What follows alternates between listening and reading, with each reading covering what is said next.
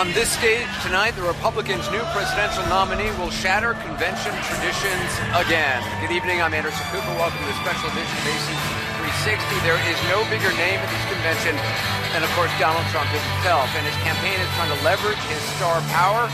Trump will show up on stage again tonight. He may prove to be the only presidential nominee ever to make an appearance every single night at the convention.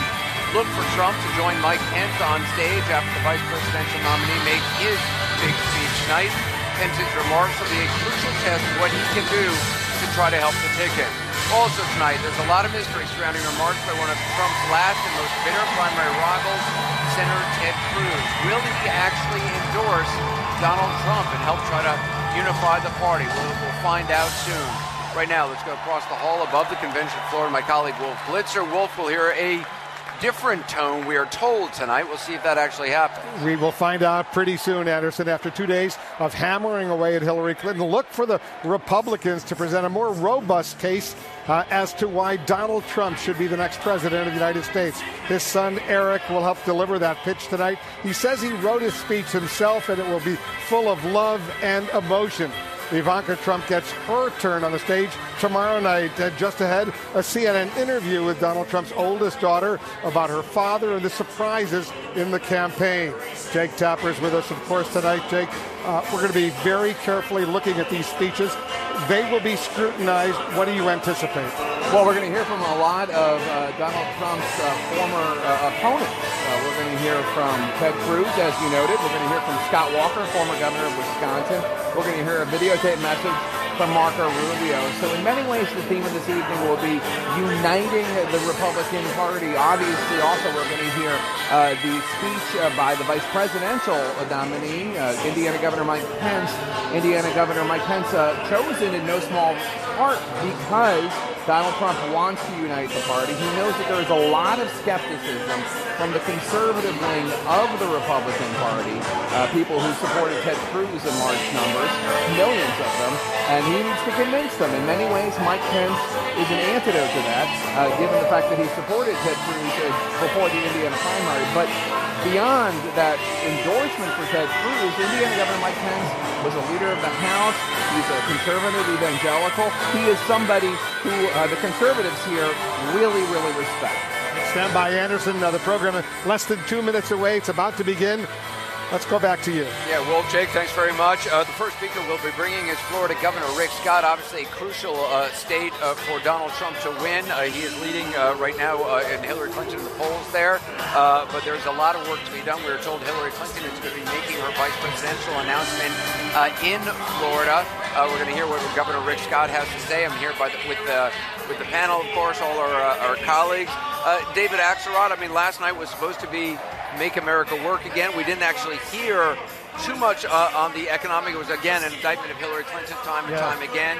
Do you expect a different tone tonight? Well, I think what we've learned is that this party is united in its opposition to Hillary Clinton. The question is whether it can come together around its nominee. And I think we're going to have to hear more of that to be convinced that they can do that. And obviously people will be looking for cues from Ted Cruz. Marco Rubio sent a video, I guess on the theory that he won't infect himself in his re-election campaign if he appears by video and not in person. You know, I think that they've got a lot of work to do between now and the close of this convention tomorrow night to build the case for Donald Trump and not just against Hillary Clinton. And the big speech is not just Eric Trump, obviously Governor Pence making a critical speech, but Ted Cruz. Will he endorse Donald Trump? Well, that's the huge question, Anderson. It seems to me that he's going to try and walk a fine line. You know, there's no love lost between these two men. And what he has to do is let the Republican Party know that he wants to unite the party and that he's not going to work against Donald Trump, which is actually a little different from actively endorsing Donald Trump. So he could walk that fine line, but we don't know. We could be surprised this evening. We'll just have to wait and see what Ted Cruz does. And Governor Rick Scott has just been introduced to this crowd. Let's listen in.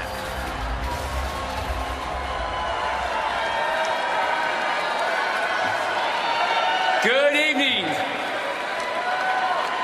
My name is Rick Scott, governor of the great state of Florida.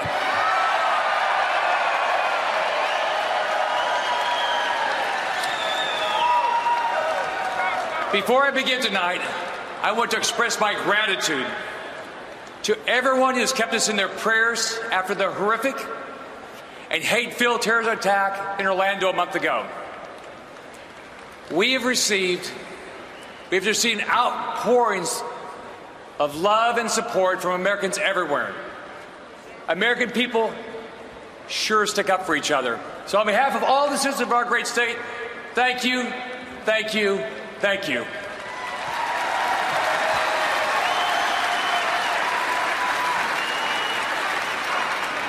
I'm old enough to remember when terrorism was something that happened in foreign countries. Not today. How many more times does the evil of radical Islamic terrorism have to occur before the President of the United States will muster the courage to face the truth? How many more Orlandos, San Bernardinos, or Fort Hoods will happen until President Obama decides to be honest?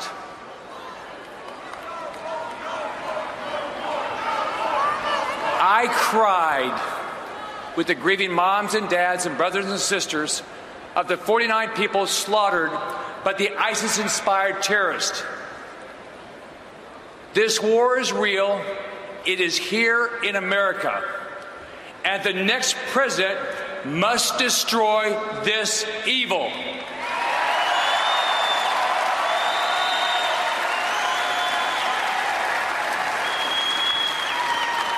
Donald Trump is the man for that job.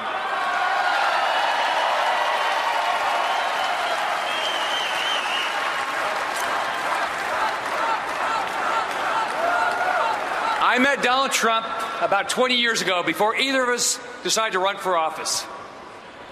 Let me tell you why this is the time for Donald to be president. A lot of politicians like to give speeches where they say, "We are at a crossroads." That's not really where we are today. Today, America is in terrible world record high debt. Our economy is not growing. Our jobs are going overseas. We've allowed our military to decay, and we project weakness on the international stage. Washington grows while the rest of America struggles. The Democrats have not led us to a crossroads. They have led us to a cliff.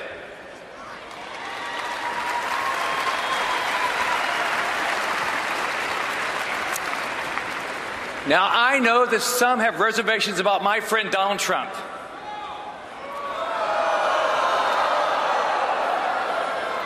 Perhaps he's sometimes not polite. He can be a little rough. And for some people, he may be too direct. But this election is not actually about Donald Trump or Hillary Clinton. In fact, it's not the election about you or me. This election is about the very survival of the American dream.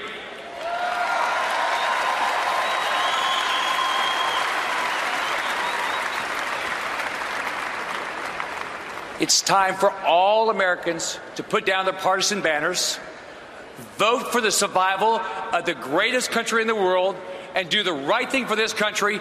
Vote for Donald Trump.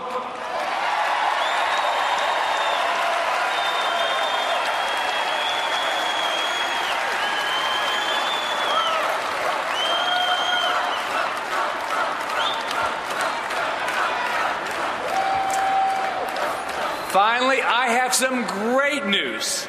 This is the time America has been waiting for.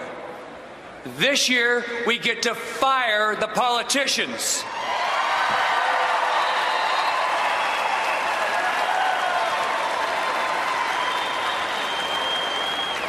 And who better to let the politicians know you're fired than Donald Trump?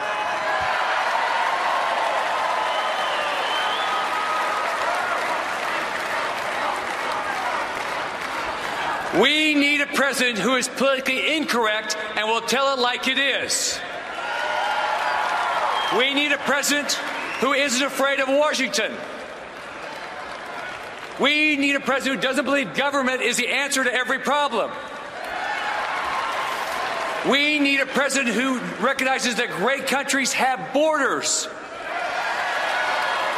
We need a president who will bring American jobs back to America. We need a president who is not afraid to say radical Islamic terrorism.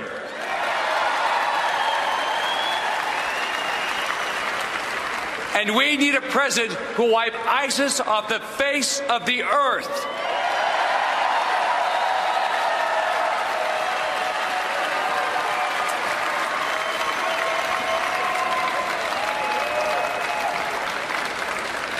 And on every one of these measures, Hillary Clinton fails, she fails, she fails.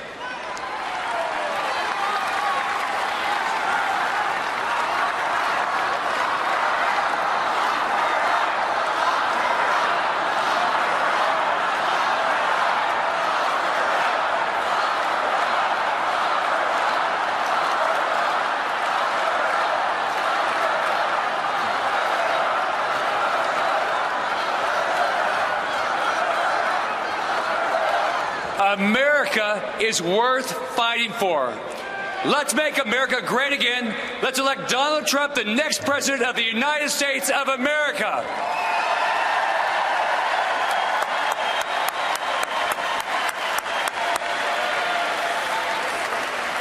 Thank you, and God bless this great country.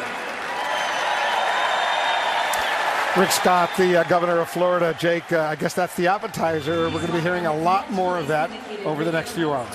Rick Scott, the governor of Florida, elected in 2010, he specifically was addressing the skeptics, people who might have misgivings about Donald Trump. He said he knows that he's not polite, Donald Trump, that he can be a little rough, that perhaps he's too direct, but that the stakes are too high, that what is at stake right now is the American dream itself. And he said the very survival of the American dream is at stake right now. The next president must destroy this evil, which he referred to as ISIS. Stand by. Dana Bash is with us right now. Jim Acosta's there, Sarah Murray. They're all on the convention floor.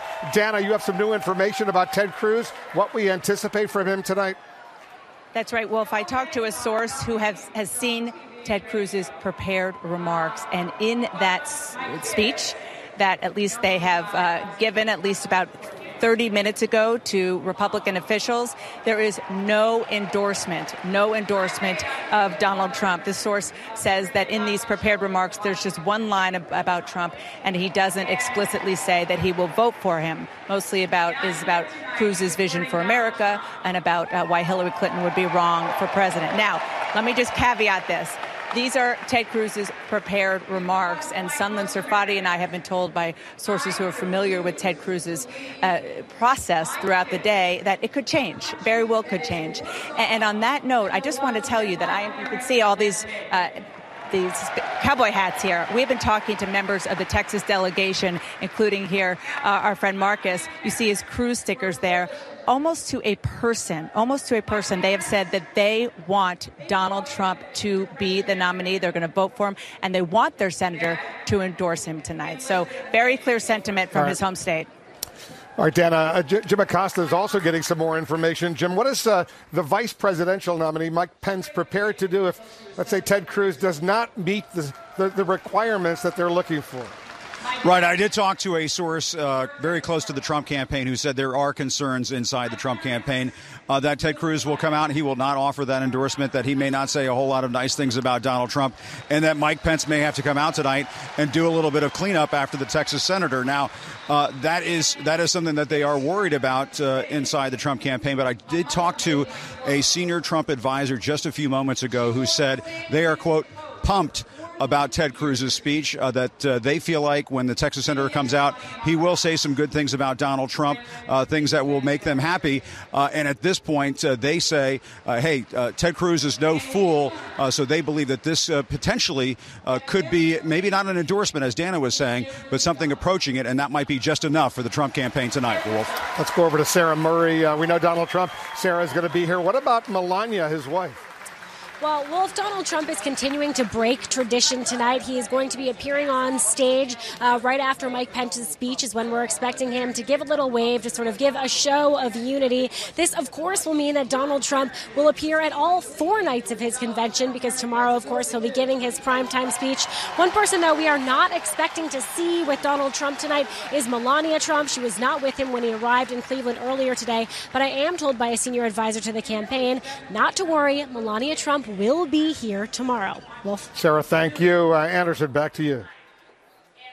Wolf, thanks very much. Back here with our panel, Jeffrey Lord, Trump supporter. For Ted Cruz, I mean, anything short of a full-throated endorsement, is it a danger, you think, for his future political career? I do.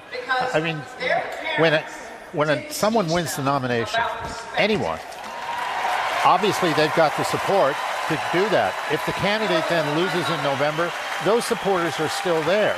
And they're going to be very upset with those folks who decided to basically bail out on their candidate. And so when you come around asking for their votes, for the next go-round, they're going to say, sorry, we're just not interested. We've been down this road with you. You wouldn't help us. Why should we help you? Kayleigh, are you expecting Ted Cruz to fully endorse Donald Trump? I would be surprised if he didn't. There are a lot of people who remember in this very arena on August 6th of last year, Ted Cruz was asked, all of the candidates were asked, will you support the eventual nominee? Donald Trump at the time was not prepared to make that commitment until he had certain assurances from the Republican Party. But Ted Cruz not only raised his hand, he also signed a pledge saying he would support the eventual nominee. So it's not just a Republican values issue, a conservative values issue. It's also an integrity issue. When you make a commitment, you follow through with it. SC Cup, though, once Donald Trump retweeted that unflattering photo of his wife and a number of other issues, Ted Cruz started backing off that pledge. This election, this primary in particular, has been so personal. Imagine Heidi Cruz watching what's going to happen tonight. Imagine Rafael Cruz. Ted Cruz's father, who he accused of being involved with Lee Harvey Oswald. The Kennedy assassination. Yeah. It's very awkward. I agree with you, Kayleigh, that it is a matter of integrity to make good on your word to show up. I'm not sure why he's here if he is not here to give a full-throated endorsement. It's not worth risking, the added humiliation of your family, who, this guy has denigrated so profoundly. So I would hope that he comes here to give a full-throated endorsement. Otherwise, stay home and sort of avoid the situation entirely. Not to mention, what if Donald Trump wins and becomes president of the United States? Then Ted Cruz is going to have a problem on his hands. Ben? I think you've got a true dilemma. Two different kinds of honor. The honor of your word and then the honor of your family, right there in front of you. And it's a character test. This whole election has been a series of character tests for these people. But I think for Ted Cruz, it is a true dilemma. And I'm very interested to see which one he chooses. It's interesting to me that he accepted the invitation to speak at the convention. Right. He does have hundreds of delegates down there. And I think he felt the need to close the loop on that, which he did this afternoon with a lot of his supporters. But it seems to us from Dana's reporting and others that he's not coming here so much to endorse as it is to kind of talk about conservatism, how conservatism lives, That's great. how he's against Hillary Clinton and all the rest. And this may be, his moment for 2020. Yeah. I think But I would say no matter how often he invokes the Constitution tonight and no matter how often he thumps his chest in a love of country mode, if he doesn't endorse Donald Trump, then it's all about Ted Cruz, and it's really not about the party. That's what I think. Yeah, you remember in 2012, Chris Christie sort of fell into that trap, too, as well. It was all about Chris Christie. Yep. And it didn't do him any favors, I think, with a lot of the folks in that room in 2012. He was the keynote speaker, which made it particularly awkward. But, I wish what would be so much fun is if everybody who spoke at this convention had a thought box over their head and we could actually see what they were thinking. Paul Ryan spoke yesterday, and I got the distinct feeling that he was thinking, I can't wait for November 9th when we can start rebuilding this party, and I want to lead that. And I think Ted Cruz is coming here thinking he's going to be a candidate for president in 2020, and he wants to make common cause with his conservative troops. A lot more coming up. Ivanka Trump, one-on-one, the daughter of the GOP nominee, opens up to CNN about her father and their family. She's going to be speaking, of course, tomorrow night, introducing her father. What was it like to introduce her dad to her future husband? That and much more next. A great business needs a stunning website. And with Wix.com, you can do it all by yourself.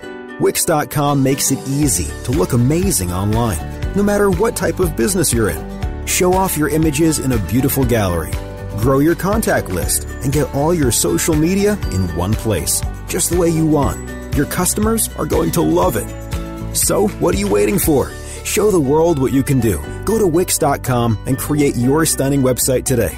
It's easy and free. We are back live from Cleveland with a special edition of AC 360. The Republican presidential nominee Donald Trump will return to this arena tonight for the third night in a row for making an appearance at this convention after his vice presidential nominee gives his address. Trump's son Eric is getting ready to speak from the heart, we're told, about his famous father. We'll also hear from vice presidential nominee, as I said, Mike Pence.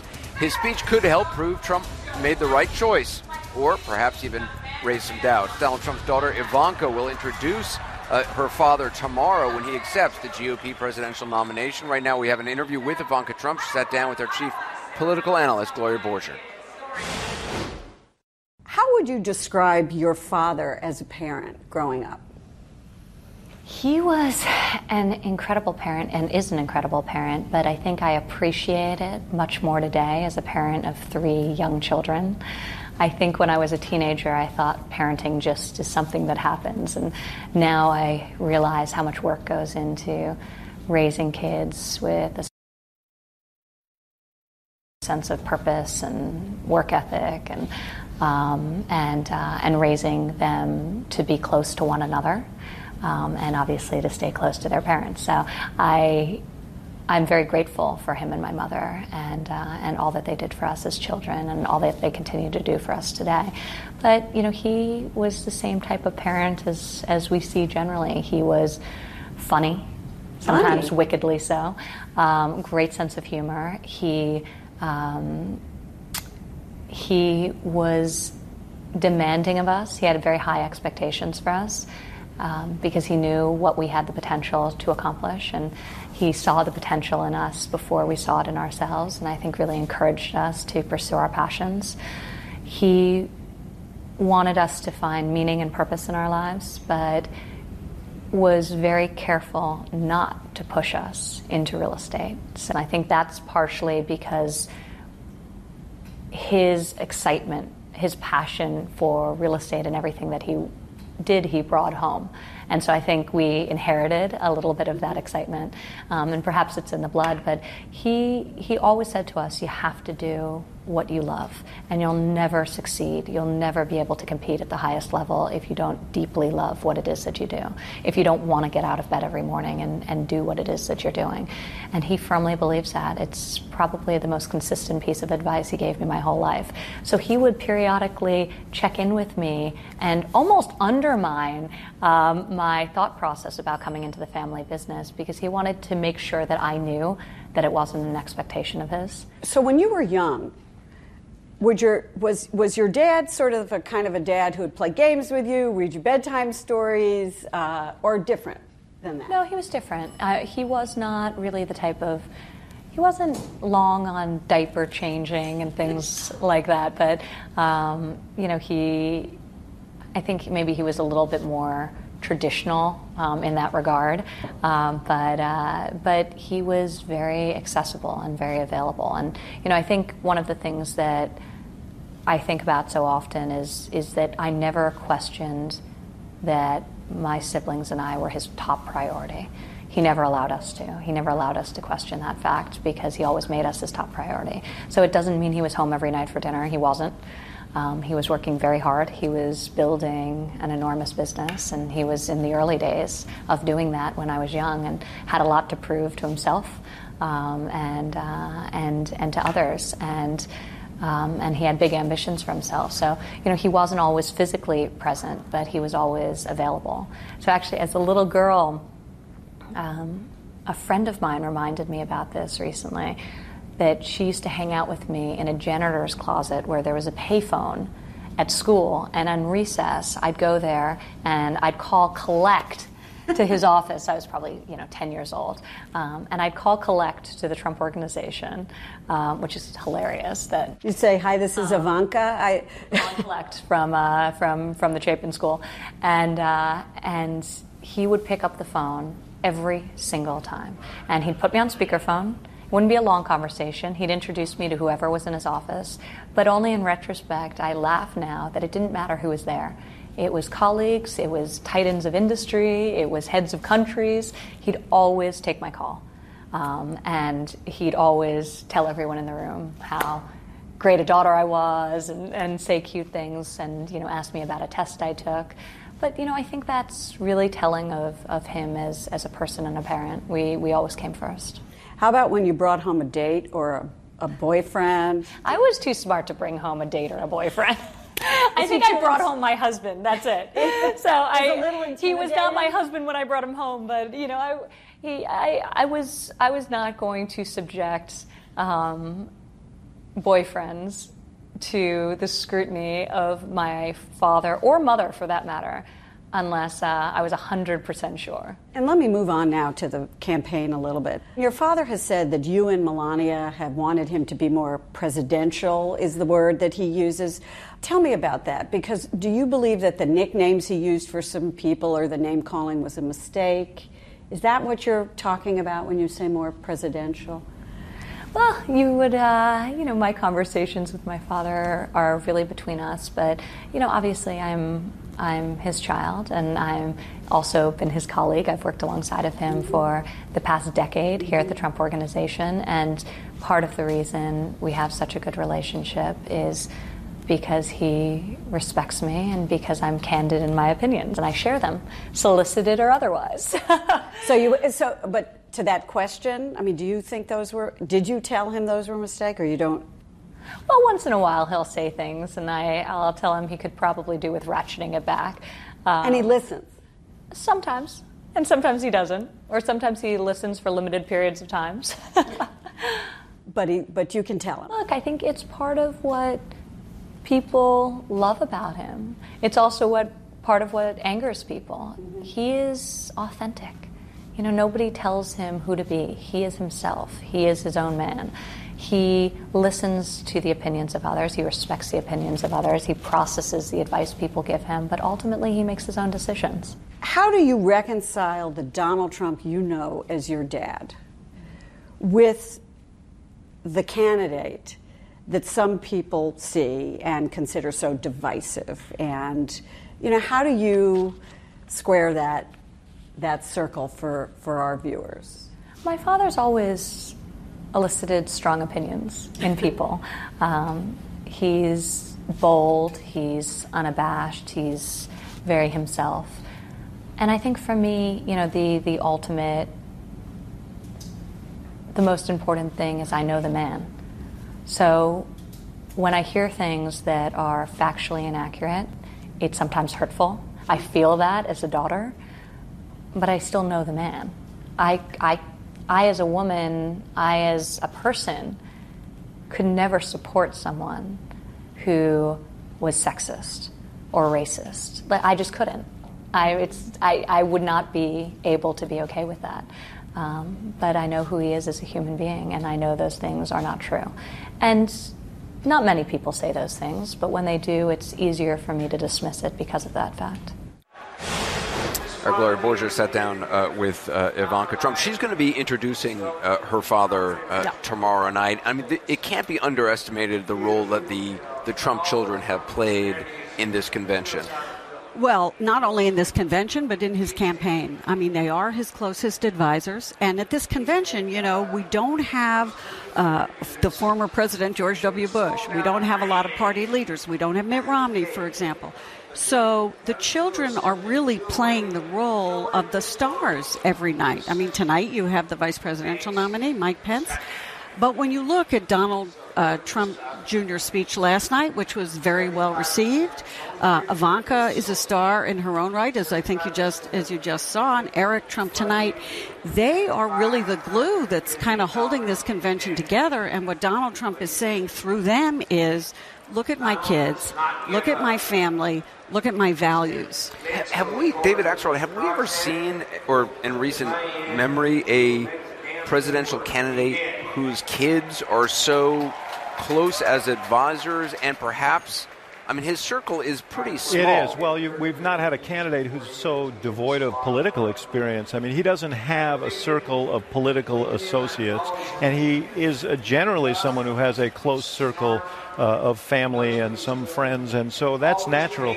In this convention, though, we've also never had a candidate who needed an infusion of humanity, someone to tell that story as much as Donald Trump does here. And so I think he's smart to have his children play the role that they're playing. I think it will help him.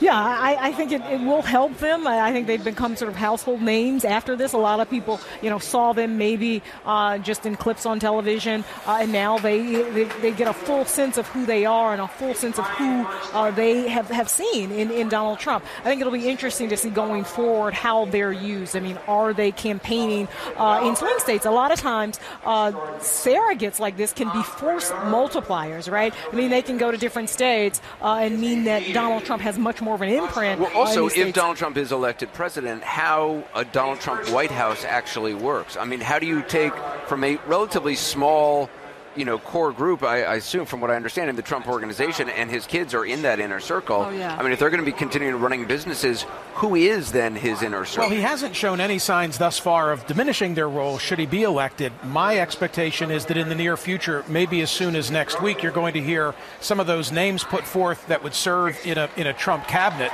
to the point of how he's using the children. Everyone named Trump who has spoken thus far has done a marvelous job in their presentation. I find that which is most effective is when they offer details about the personal side of Donald Trump that have not yet been brought forth. And I think that last night's speech was a great speech by Don Jr., but more of the personal would work better for Eric. And it does seem like with Eric Trump, that may be what we're going to hear more of tonight. More of the personal. Yeah, I think that's probably true.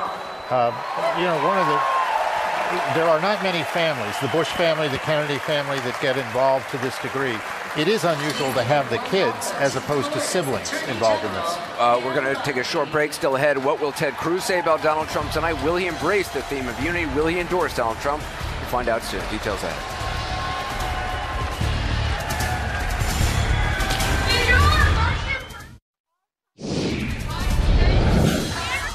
We're back live at the Republican National Convention. Delegates are on the lookout for Donald Trump. He's about to make his third convention appearance. Another compelling moment coming up tonight. Trump's son, Eric, promises to deliver a speech about his father that's written from the heart. That's what he told me earlier today. Jake, we're about to hear from Eileen Collins, a retired astronaut. Today marks the 47th anniversary of the Apollo 11 mission to the moon back on July 20th, 1969. That's right, and Eileen Collins, who is a retired astronaut from Texas, she was the first female to be a woman pilot of a space shuttle mission, and also the first woman to command a space shuttle mission. So a lot of firsts for her, and obviously she feels very strongly about the space program. We've heard from her on Capitol Hill testifying. Yeah, she said in February, during testimony, she said, I believe program cancellation decisions that are made by bureaucracies behind closed doors and without input by the people are divisive, damaging, cowardly, and many times more expensive in the long run. So I assume we'll be hearing more of that in the next minute or so. Yeah, the thing that's interesting about her, obviously, most interesting, is the fact that this is the date, the 47th anniversary of that Apollo 11 mission to the moon. And we'll see how much she touches on that and talks about the ability of the United States to go to the moon. And a lot of anticipation building for the Ted Cruz speech. That's coming up in a little while as well. It's a big mystery right now. A lot of people wondering, will he actually endorse the fight between Ted Cruz and Donald Trump in the primaries is possibly the nastiest we've seen in the modern era. I mean, some of the things that they said about one another, obviously Donald Trump calling him Lion Ted, suggesting not flattering things about his wife, suggesting his father, Rafael Cruz, suggesting falsely, I might add, played a role in the Kennedy assassination.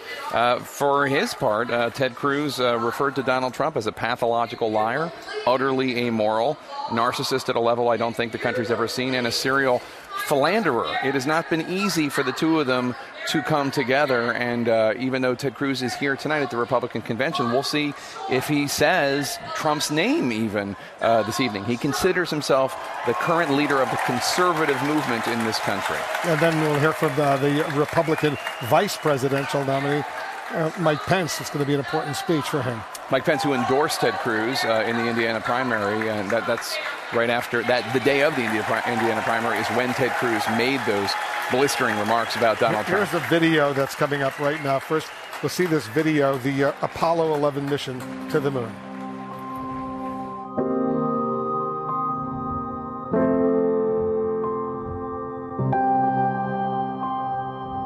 For centuries, the dream had beckoned from night skies, sparked in the light of a million stars on quiet, clear summer nights. It ignited the minds of fearless and determined individuals who summoned the courage to break the rules of gravity.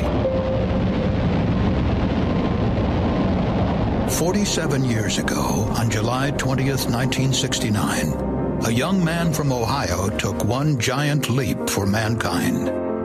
We celebrate the memory and selfless courage of Neil Armstrong and the Apollo 11 team. And were Armstrong here tonight, he would remind us of all those who came before him to make his journey into history possible. Like those two young brothers from just down the road in Dayton. Orville and Wilbur built and perfected the first successful airplane in world history in the back of their bicycle shop. And before we knew it, the race for space was on. By 1958, the nation committed to winning, and NASA was born. The skies were no longer the limit. America aimed for the moon and the stars. And while all that was happening, another young hero from Cambridge, Ohio, was writing his own chapter. A decorated fighter pilot and combat veteran, John Glenn became the first American to orbit the Earth on February 20th, 1962.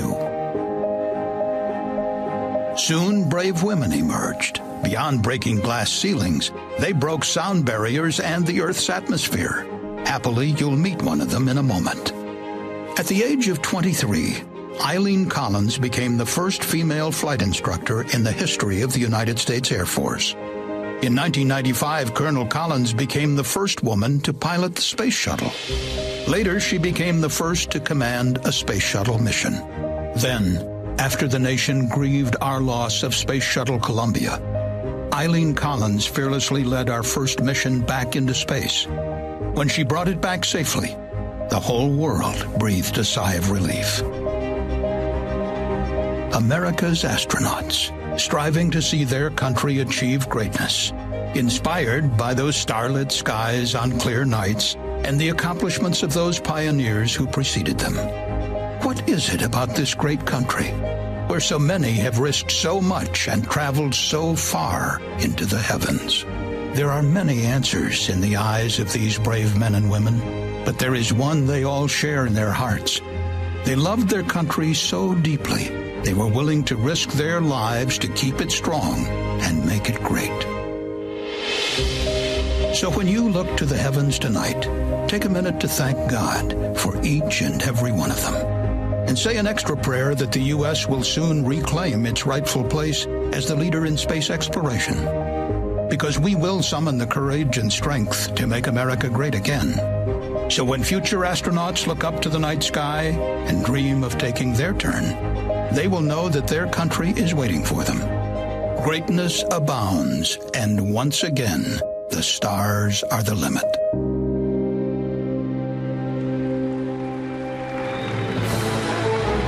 Please welcome Colonel Eileen Collins, the first woman to command a space shuttle mission.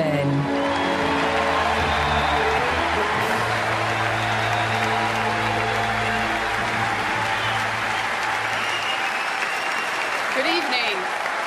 It's great to be here with you tonight. Thank you. From the moment the first pilgrims arrived on our shores, Americans have been asking, what's next? We are a nation built by the passion of people who weren't afraid to do something first, to step into the unknown, and to pave our own way forward. We are a nation of explorers. In 1961, President Kennedy issued a challenge to America to land a man on the moon and return him safely to Earth. And 47 years ago, on this very day, Neil Armstrong and Buzz Aldrin answered that call, and they walked on the moon.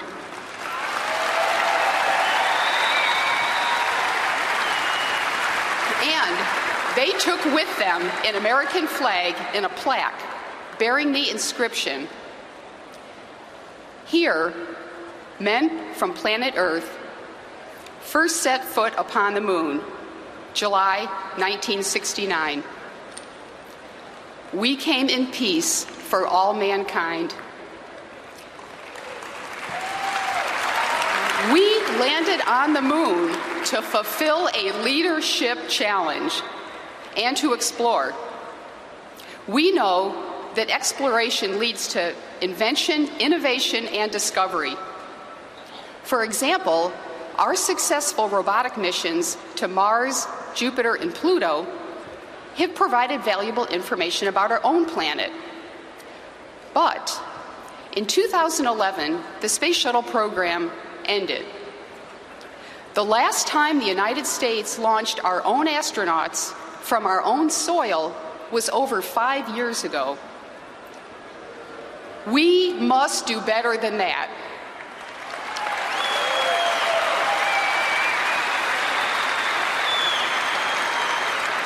Countries that are strong are countries that explore, invent, and discover to remain resilient in a changing world. I'm honored to have played a role in our nation's heritage of explorers as the first woman to command a space shuttle mission, joining the ranks of those that have fought to lead the way. Thanks.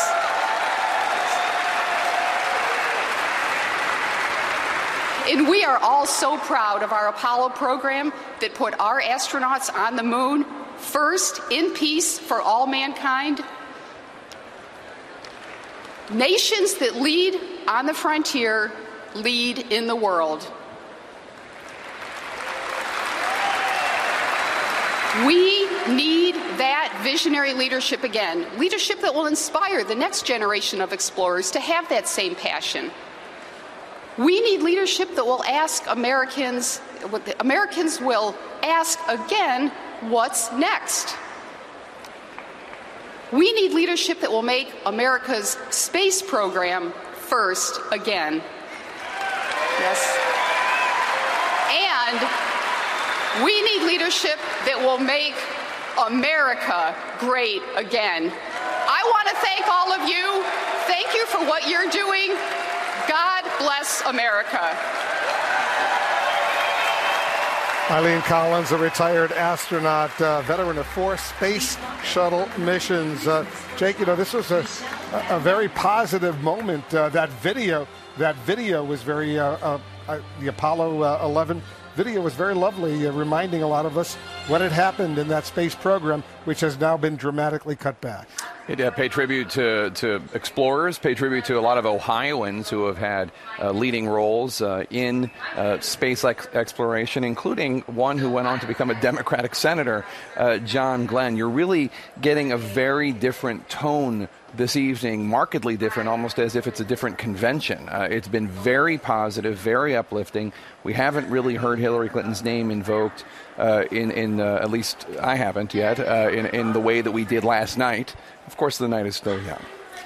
Well, we'll see what happens next. But you're right. This was a very positive moment, the Eileen Collins presentation. We'll take a quick break. Coming up, a crucial test for Donald Trump's running mate. We're standing by for Mike Pence's big speech. We're going to soon find out what Ted Cruz has to say about Donald Trump and whether he helps bring the party together. And Donald Trump apparently can't stay away from his own convention. What will he do and say on stage here at the convention tonight?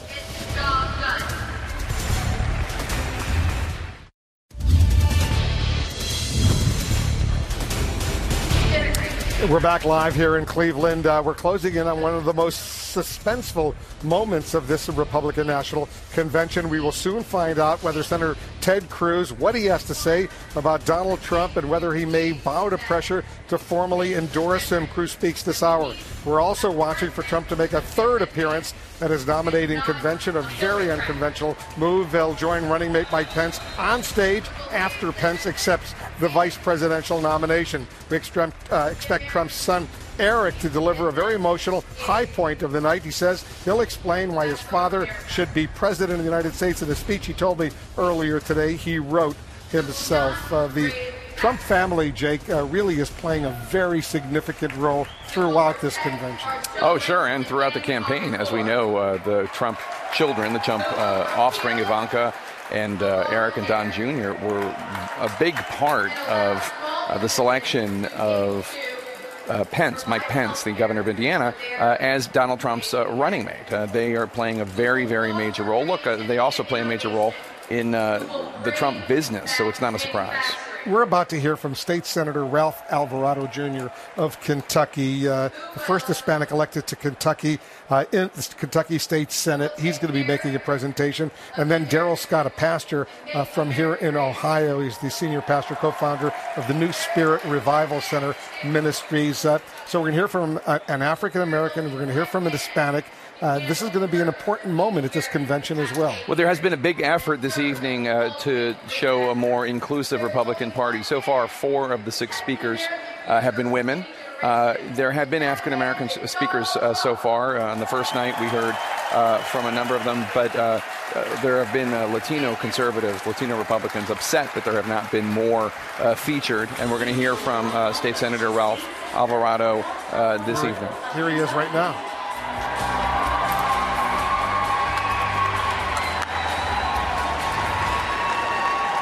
Good evening. It's a great night to be an American. From the great Commonwealth of Kentucky, the home of horses, bourbon, coal, bluegrass, and the finest people on earth, allow me to express my sincerest appreciation and gratitude for the privilege of addressing this assembly. I'm proud to stand before you tonight as the first Hispanic member ever elected to the Kentucky General Assembly.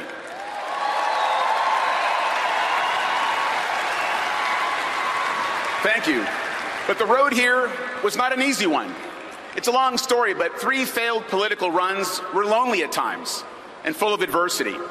With a lot of determination, a lot of grit and hard work, I triumphed and I'm standing before you here tonight.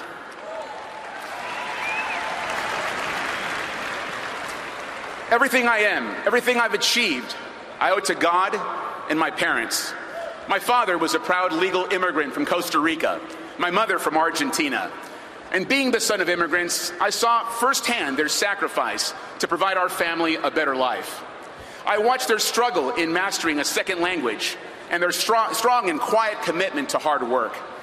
We didn't have the luxuries that other families had, but what my parents did give me was family structure, discipline, support, high personal expectations, love, and faith in God.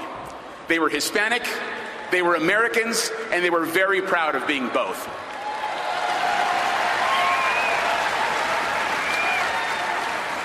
They understood the value of preserving our culture and our language, but also the value of an education and instilling a pride and love for our country. Like most immigrants, they understood that their sacrifice would not provide them with immediate success, but the reward would be in the opportunity and success of their children and their grandchildren. But this story is not unique to my family. It's the story of many legal Latino immigrants who come to America. At their core, and this is important for us to understand, that Hispanics believe what Republicans believe.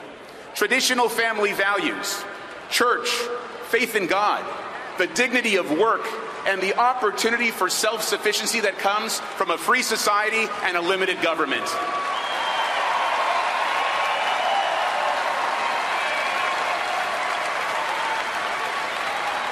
They have simple dreams that might seem mundane to the average American, but would sound very familiar to our founding fathers and their core principles. Some flee corrupt government leaders for the dream of liberty and freedom. Some flee crime and anarchy for the dream of safer communities for their families. Some flee hunger and despair for the dream of opportunity, entrepreneurship, and abundance.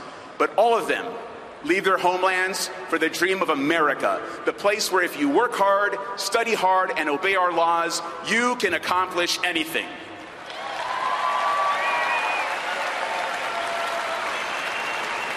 Now, over the past 8 years, our president and his apprentice, Hillary Clinton, have talked about that American dream, but they have absolutely no idea how to protect it, foster it, or expand it. Today, we have a president who has not only failed to end racial tension, he has made us more divided than ever. Today, we have a president who is itching to restrict our fundamental constitutional rights, such as religious liberty, the right to bear arms, and free speech.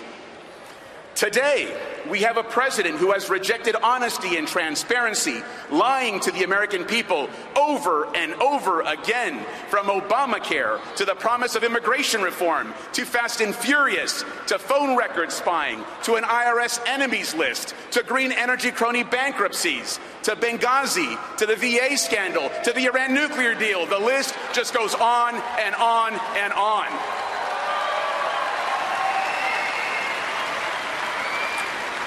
And with Hillary Clinton, this 8-year nightmare will get far, far worse. Americans face a very important decision.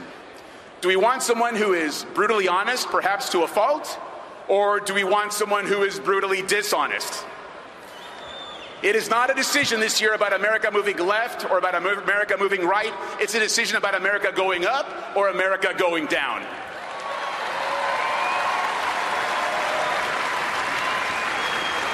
And by protecting the American dream, we can make America first again.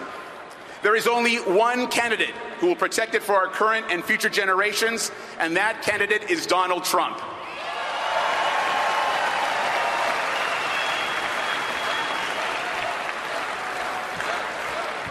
And now I have a message for my Spanish-speaking Latino friends at home. A mis hermanos hispanos, nuestras familias se fugaron de países llenos de corrupción y políticos mentirosos. Por favor, no permitan que esa miseria ocurra también en este país. Vivimos en una isla de libertad y oportunidad. Por favor, voten para proteger eso. Voten conmigo, voten republicano y voten por Donald Trump.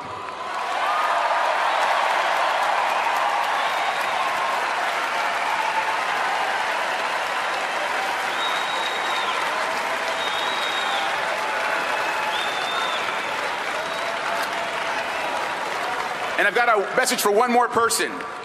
Hillary Clinton, you have failed the Hispanic community and you don't deserve our vote. God bless this convention. God bless our country. Thank you very much. Well, State Senator Ralph Alvarado Jr. of the state of Kentucky. We are awaiting Darrell Scott, who's a pastor from Ohio, who's an early and a prominent supporter of the Trump campaign. We heard earlier from Eileen Collins, retired astronaut at Texas. It was interesting, though. Eileen Collins, while she spoke about the need to make America great again, she didn't actually say anything about Donald Trump. Well, that's been true of a number of speakers at this convention, and it underscores the awkward nature of this affair. Donald Trump needs people to talk about Donald Trump and explain how he would operate as president, why he should be elected president, why they have faith in him.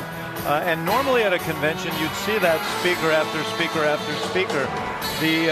This convention is mixed, and there are people who are willing to, we've had speakers on the platform, General Mukasey yesterday, or Attorney General Mukasey, who have condemned Donald Trump and came on and just attacked Hillary Clinton. It's an odd situation.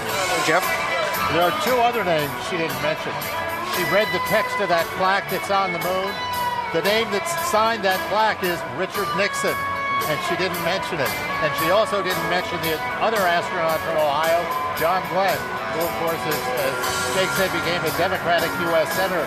So I have a feeling she was just kind of walking a narrow path here. She didn't want to get too partisan and yet get her views out there. But interesting that she would come and appear, and I mean, clearly she feels she wants to promote the space program. I guess that's the reason she was here. I mean, anyone who stands on that stage is in fact tacitly supporting Donald Trump, be it opposing Hillary Clinton or actively supporting him. Choosing to show up at this convention makes a statement. We just had a remarkable speech by... Do you really, I mean, if she was really supporting Donald Trump, wouldn't she have even uttered his name? He said, "Make America Great Again." It's pretty clear. I think all of America knows what that means. And we just heard a remarkable speech from Senator Alvarado Jr. saying, this is the man for the Hispanic community, and I suspect we'll hear Darrell Scott say that. Here's Pastor Darrell Scott, from the co-founder of the New Spirit Revival Center Ministries in Cleveland Heights, Ohio.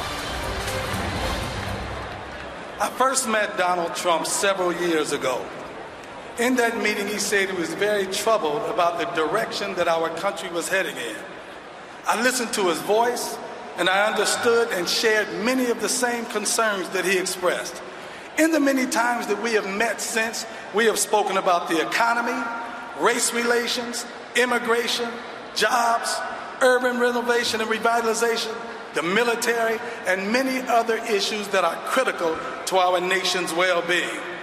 The truth is, Donald Trump is a conservative father and grandfather who feels that his best days are still in front of him and not behind him.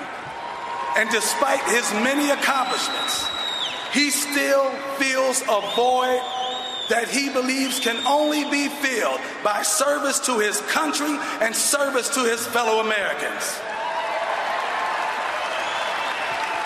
The truth is, the Democratic Party has failed us.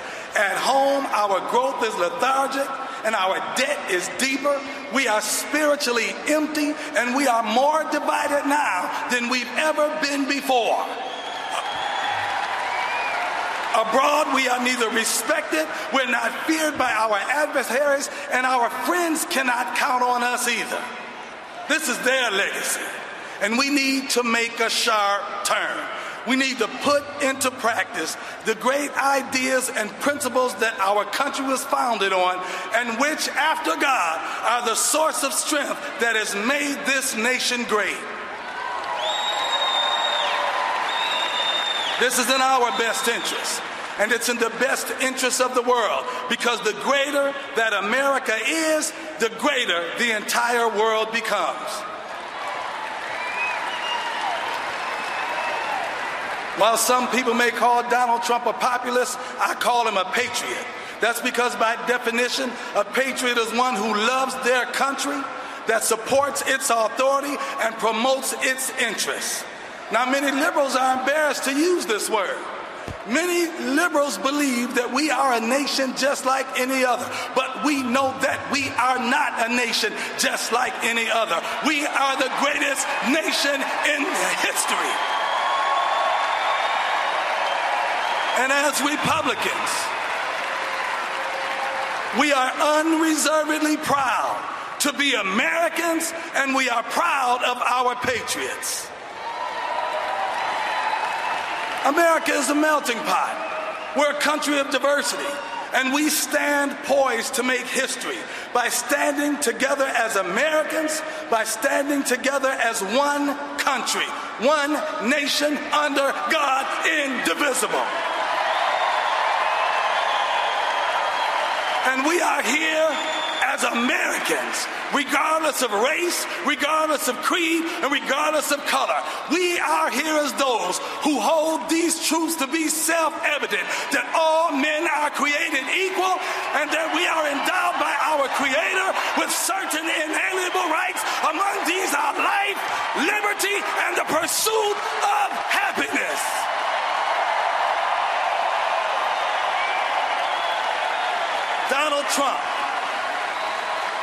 Donald Trump will rebuild the broken trust that now exists between our citizens and our government, which over the last 8 years has brought the rhetoric of hope, but the reality of higher minority unemployment, crime, drug use, with more civil unrest and national distress.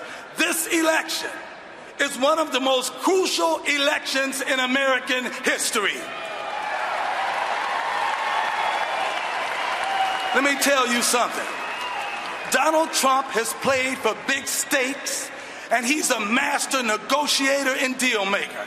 And Donald Trump knows that for all of the sharp elbows and all of the sharp words and all of the bruised egos and all of the hurt feelings, the art of the deal is bringing people together to unify and to get them from no to yes. That means problem solving. It means finding common ground and then moving forward. Donald Trump has done that for himself for 30 years, and he now wants to take that experience to get the best deal for America and the best deal for all Americans.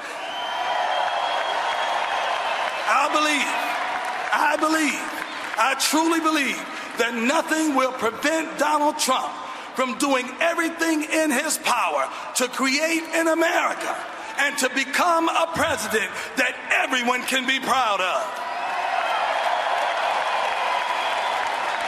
And Donald Trump believes, as you believe and I believe, that we can become great again. But we can only become great again if we have strong leadership. And I can think of no stronger leader who will place their left hand on a Bible that they believe in, raise their right hand, and solemnly swear to faithfully execute the office of President of the United States and to the best of his ability preserve, protect, and defend the Constitution of the United States than Donald J. Trump.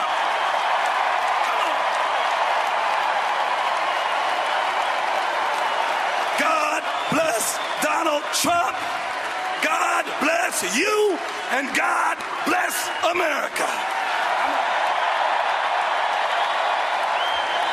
Please welcome Harold Hamm, the Chief Executive Officer. Darrell Scott, of pastor Continental and co-founder of the New Spirit Revival Center Ministries in Cleveland Heights, Ohio.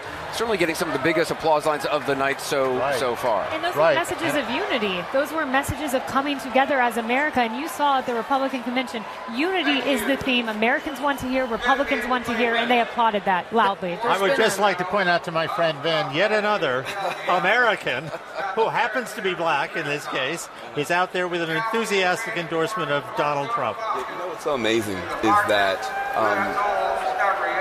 African Americans, Latinos should resonate with this Republican Party. Enterprise, you've got an incredible entrepreneurial section of the black community, the Latino community. Faith, family, all that. The problem is that good, tasty gumbo continues to be ruined by the doggy poo of the xenophobia, of the doggy poo of the anti-immigrant strident message that doesn't carefully distinguish between the good and the bad of even our undocumented population. And so the tragedy is that we should have a political party that in this room that could compete. But African Americans are 0% for Trump in Ohio, 0% in Pennsylvania, because this has been blown. And you have Republicans that tried very hard to open this party up, and it has been ruined by Donald Trump's rhetoric and his tone and his temperament. I think there's a really interesting, not to pull this in a different direction, but I think there's a really interesting connection between prosperity theology and Donald Trump. There's been a number of prosperity theology pastors that have been drawn to Trump.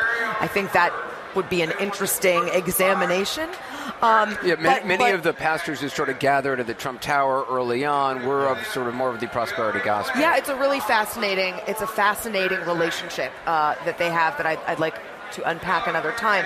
But he was certainly a rousing speaker, and I thought a very good character witness for Donald Trump. To go back to something that David was saying earlier, that it's, odd when certain people go on and don't really mention Donald Trump. Obviously, this has been a difficult decision for a number of speakers, whether to come and how to embrace the convention without necessarily bear-hugging Trump. But I actually think all of these speakers can service different jobs. They don't all have to cheerlead for Trump to have successful moments or to show audiences at home what conservatism stands for or what we're proud of or what the party is about. So I'm not totally bothered by the lack of 100% adoration for Trump.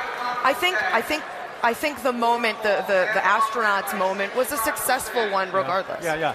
See, I don't disagree with you, but the reality is that Donald Trump came into this convention with a 60% unfavorable rating. Yeah. So one of the missions of a convention like this is to do something about that, and that puts greater impetus on the speakers to lift up the nominee, right. And many of them haven't done it. It's just not that kind of primary. But Essie, we're not used to conventions where everybody doesn't come out and say, support candidate X, vote for candidate X. This is why candidate X can save this country and take it in the right direction. That's the product you're trying to sell usually. Instead of using Donald Trump's name, they say, make America great again. Okay? Right. Because that's something everybody can embrace. Or vote against Hillary Clinton. Or vote against Hillary Clinton, right. Which is the other thing everybody can embrace. But the question is, can they all embrace Donald Trump? Two-thirds of Republicans do. But not all of them. My point might just be that we notice this kind of stuff. I'm not sure voters at home said, "Oh, she just didn't say Donald Trump's name." Yeah, I spent some time talking today about talking to Black Republicans about what they thought of some of the speakers so far, and they weren't very impressed. They weren't very impressed with the Black speakers that have been featured so far. Ben Carson was one of them. Daryl Glenn, as well as the sheriff. They don't feel like this represents the kind of tradition of Black Republicans. The Colin Powells, the Condi Rices, they mentioned they would like to see somebody like Mia Love, who of course was here last go-round. Will Hurd, Tim Scott. There is a bench and there is a legacy. People like J.C. Watts, people like Michael Steele. So they feel like the speakers here weren't really speaking to Black Republicans. Donald Trump is at 0% in some of these state polls. He's at 3% nationally. And how do they get from 3% to 10%, right? Which is sort of the standard Republican share of the Black vote. They want to hear about criminal justice reform.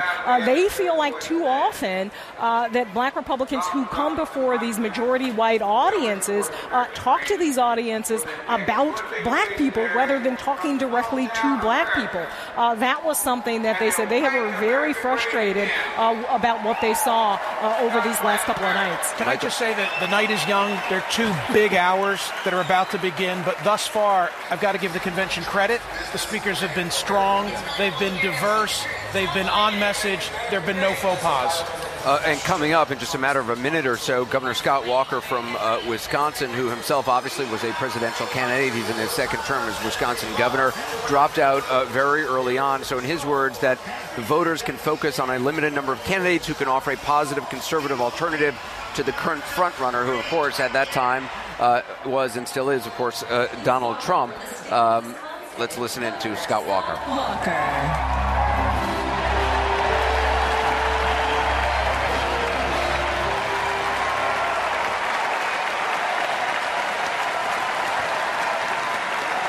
My fellow Americans, you have a choice. You deserve better because America deserves better. The well-connected in Washington are standing behind Hillary Clinton because Hillary Clinton is one of them. They want more of the same. Donald Trump is standing with the American people. We want a leader who is not afraid to take on the mess in Washington. Donald Trump knows that there is a better way forward, and we believe, as Republicans, we believe in an America where everyone can get the education and training that they need to succeed in college, in career, and in life. Where Washington doesn't deepen dependency but rather helps create genuine opportunity. Why?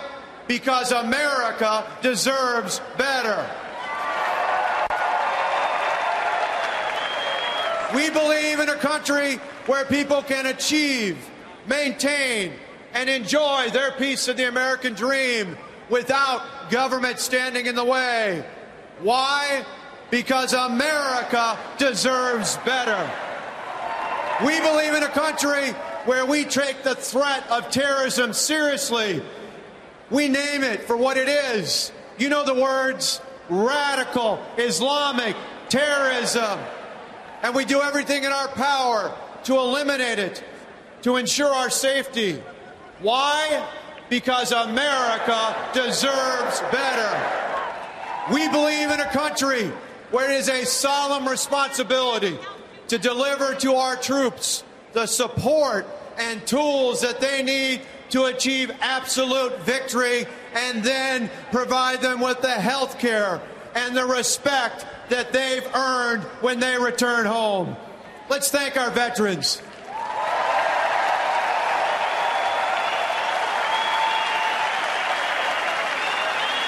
Why? Because America deserves better. And while we're at it, we believe in a country where those who honorably serve in law enforcement, the people who put their lives on the line for us each and every day, are not just respected, they are revered. Why? Because America deserves better. We believe in a country where power is taken back from Washington and returned home to state and local governments, where it is more effective, more efficient, and more accountable to the people. Why? Because America deserves better. We believe in a country where freedom and personal success do not come from the clumsy hand of government, rather from the dignity that comes from hard work. Why? Because an America deserves better. The simple truth is, liberal Washington insiders created our problems. And Hillary Clinton is the ultimate liberal Washington insider. If she were any more on the inside, she'd be in prison.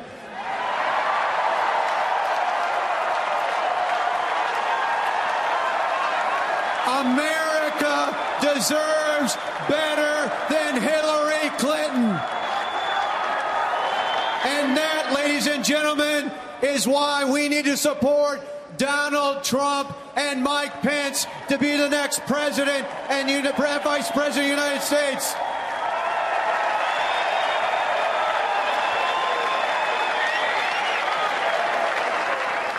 Now, last August, right here in Cleveland, I stood on this stage and I said that any of the Republicans running for office would be better than Hillary Clinton.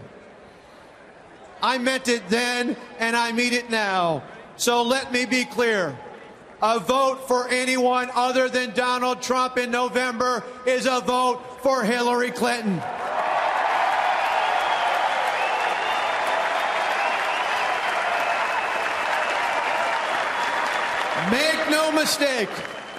Make no mistake, we can't wait 4 years to get them next time.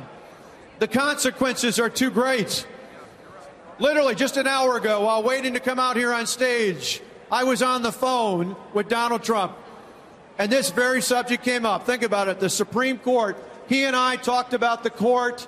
He raised that as a concern, and we talked about the fact that Ronald Reagan nominated Justice Scalia over 30 years ago to be on the court when I was in high school. We cannot concede the court to liberals like Hillary Clinton for the next 30 years.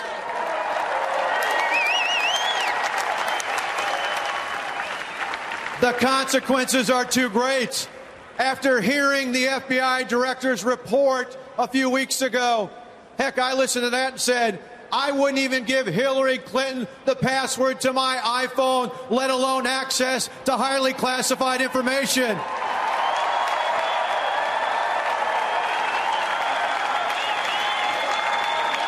This isn't just another Clinton scandal. Hillary's scandal put our national security at risk, and that, ladies and gentlemen, makes Hillary Clinton unfit to be president of the United States.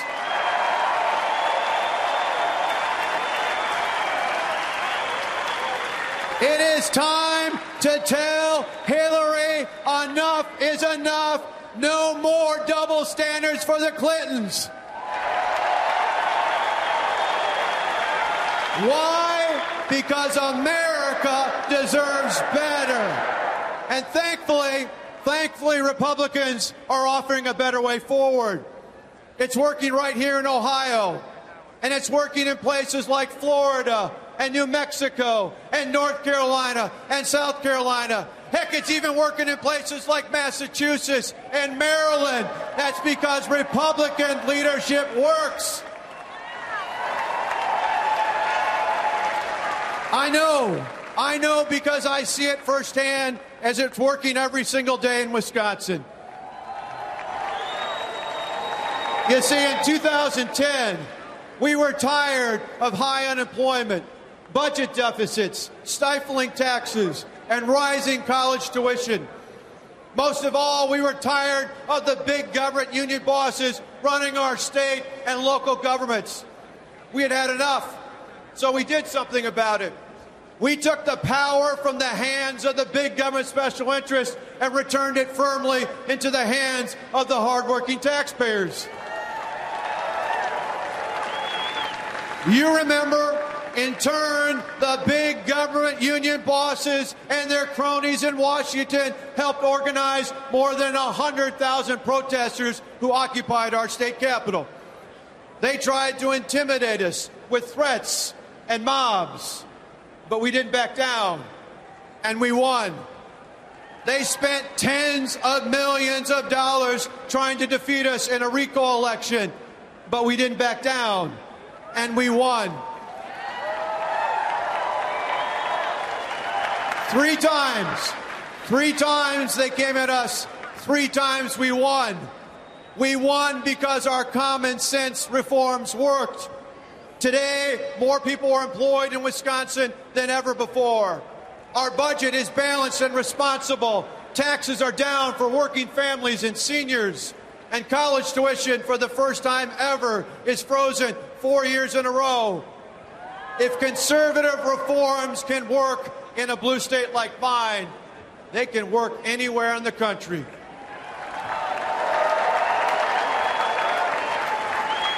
You see, it wasn't too late for Wisconsin, and it's not too late for America.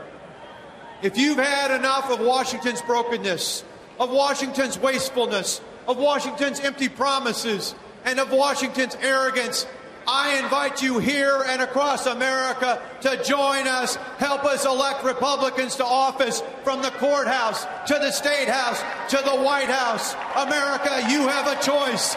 You decide. You deserve better. Why? Because America deserves better. Why? Because America deserves better. Why? Because America deserves better. God bless you. Thank you. And God bless our next president and vice president. Wisconsin Governor Scott Walker coming up. Marco Rubio, Ted Cruz, Eric Trump, Governor Mike Pence, and Donald Trump himself. A short break. We'll be right back.